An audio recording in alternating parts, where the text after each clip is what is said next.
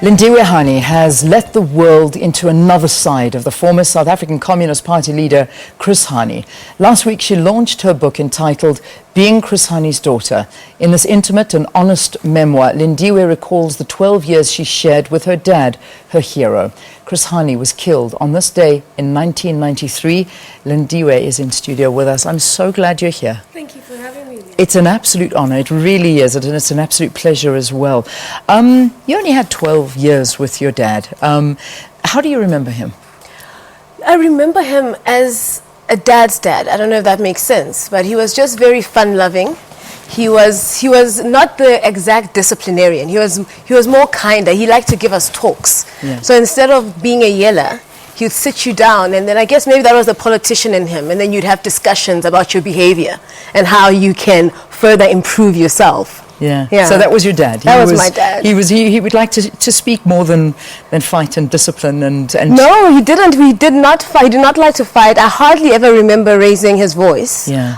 Except when we were being really naughty, my late sister and I, Kwezi. And then I already say that I knew I was in trouble when I get fully named. So to be like, Lindiwe, and then I'd be like, oh my God, okay, what did I do now? Yeah. Yeah, you know, when you got him crossed, then you were in big trouble. Yeah. You speak about in your book as well the fact that it was only once you moved to the house now that's still there, that we're all talking about, that's being visited now at this point in time on this day, that you actually really had a family life. Yes, yeah. Yes. I mean, besides the little interludes, like the 3 months holidays when we'd go visit him, this was the first time when we had to live together as a family. Now, because before when we used to visit him, it would be holiday mode and everyone would be happy and excited. You could do what you want. But now I really saw the father. Yeah. There, you have to do this, you have to go to bed at this time, you're not allowed to do this. And there was a bit of a clash, between the two of us, because I would challenge him because I was used to my mother being the only parent. So suddenly I was thinking, who is this guy, But I had to adapt quite quickly. Yeah, I can imagine. How long did you stay there until your dad was killed? It was just over a year. Just over a year. Just over a year, yeah. Yeah. I mean, this day, we're sitting here on the 10th of April, 24 years ago. I know your sister was at home with your dad at the time. Mm-hmm. You were about to go and see a movie. Yeah. You were in Botswana. Lesotho. In Lesotho, yeah. I beg your pardon. Thank you for correcting me. Tell me, what was it like? What was that day like for you? It still feels unbelievable. I mean, the day started off with just so much joy in my heart because I was back in Lesotho. I was with my best friend. We were about to embark on a beautiful day. And then suddenly the chaos of, you have to leave Lesotho, your father's being killed. And I remember initially I was told that Daddy's been shot. Yeah. And then I was like, oh, okay. I mean, I couldn't understand what the drama was. He has been shot at a few times. And then that's when Mama said, no, this time he's been shot dead. And I just remember the trip back to Johannesburg just in a haze. I remember looking, even up to today when I travel in the Free State, I always look at those sunflowers on the sides and just seeing those sunflowers, just focusing on the back seat of the car and not believing it, refusing to believe it, thinking that it's just a horrible, horrible mistake until we got to Boksburg. Yeah. Yeah. And it was real. Then the reality set in. It was too real, yeah. You mentioned something quite interesting when you were saying that suddenly your dad was in the house and he was also trying to be a bit of a disciplinarian, but your mother was always the one that took on the parenting role. Mm.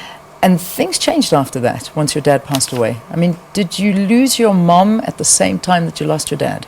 I think I did. No, not that I think I did. I know I did, because immediately after Daddy died, then the elections came about, and my mother began canvassing on behalf of the ANC.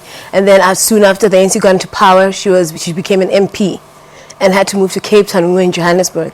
So in the space of a year, I lost two parents, because even though in exile, Mama worked, she was always there. Yeah. I don't remember my mother not being at any school activity, sports day, but suddenly there was a physical distance. She was in Cape Town for 3 to 4 days of the week, and we were in Johannesburg. Yeah. Yeah. So in a way, it was almost like you and your sisters were left to your own devices. We were. And that's when things went wrong. Horribly we were. wrong. We were. I mean, that's when I realized, because when I moved to Cape Town, I had been given a choice to stay in Johannesburg and continue, I guess, the way we were living, or go to Cape Town to boarding school. And I just knew that I couldn't stay in Joburg. Yeah. So at boarding school, you started dabbling in things? I did. Okay. I did. I began experimenting. At that time, it was still, I think, teenage experimenting. And then almost immediately after high school, it got out of control. You know, it was the first year of varsity, and it just exploded. And then soon after that, I had the losses. I lost my boyfriend, and then I lost my sister. And that's when I was introduced to cocaine. Yeah. And then I just dove head first and never looked back. Yeah. You eventually realized that you had a problem. You went into rehab. And I think what's so profound is, I mean, we think of the Hani name and we think of it with absolute respect. It was at that time that your mom said, yes, go to rehab, but do not use your name. Because, you know, that's not what should be done, but you didn't listen. No, but Leanne, you know, I knew that a big part of the problem is carrying this surname. And I needed to deal with it head on, you know. And by that time, you know, I think by Zweleka coming out and also writing her book, that gave me such courage as well. Because I was like, I'm not alone. And I need to deal with this and the Hani name in its legacy. Because it's part of my problem. Yeah.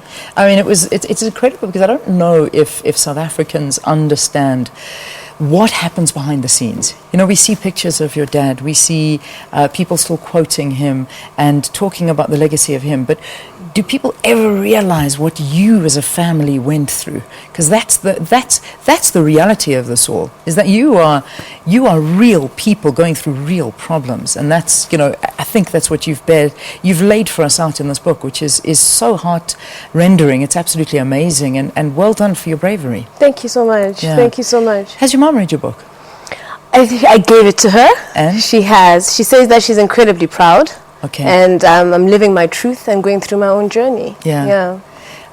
One part I need to touch on is where you speak about the meeting with your dad's killers. That must have been one of the most nerve-wracking moments of your whole life.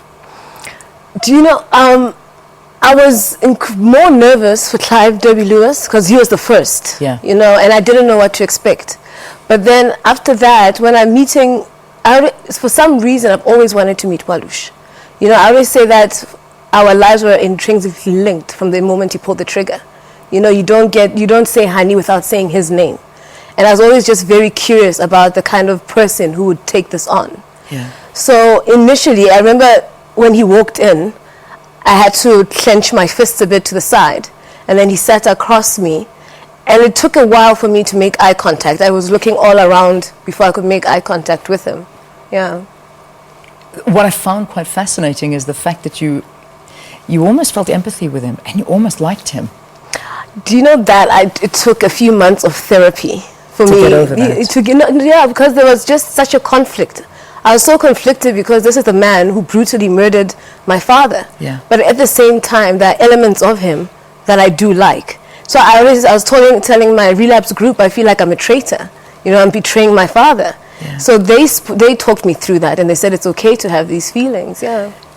Are you satisfied with what they told you? Both Clive Derby Lewis, obviously he's passed away now, and he told you his version of events of what happened. Janus Valus. As South Africans, we feel that there is still a secret. There is still more to the story. What do you feel? Do you feel you've closed that chapter? You're satisfied with what you know, or would you like to know more? I don't think I'm satisfied. You know what I've done is just accept that this is that truth that they decided to tell me, because I went in with the attitude that no matter what they say, they're not going to bring my father back. But what I wanted to hear from Walush, I think, was his version of how he murdered my dad. It was almost like I needed for him to confirm that he killed my father. I needed to hear it from his lips, you know. Yeah. And then also what I wanted to hear is to get an apology, you know, and for him to show some form of remorse for what he did. And even now, I feel like he is more remorseful. He's I choose to believe he's very remorseful about killing my father. I'm not too sure about his remorse about killing the SACP leader. Yeah, Yeah. yeah, and that's the closure that I think the SACP need, because we had them sitting here a little bit earlier, and they still feel there's so many unanswered questions. But listen, as a daughter and as a South African and as somebody that we are allowed to look into the life of, we thank you very much for your honesty and for being with us here this morning. The book is on sale. It's available for download, for it's available purchasing. Download, for Amazon, exclusive books, CNAs, it's everywhere. And the reaction, I'm sure, has been? I am overwhelmed. I am overwhelmed by the wonderful reaction. It's a book that you all need to read. I promise you, it takes you into a world that basically shows the huge burden on a family with the pain and loss of a great man and, more importantly, a father. Thank you for joining us. Thank you. It's an absolute pleasure. All right, it is 8 o'clock here on this very busy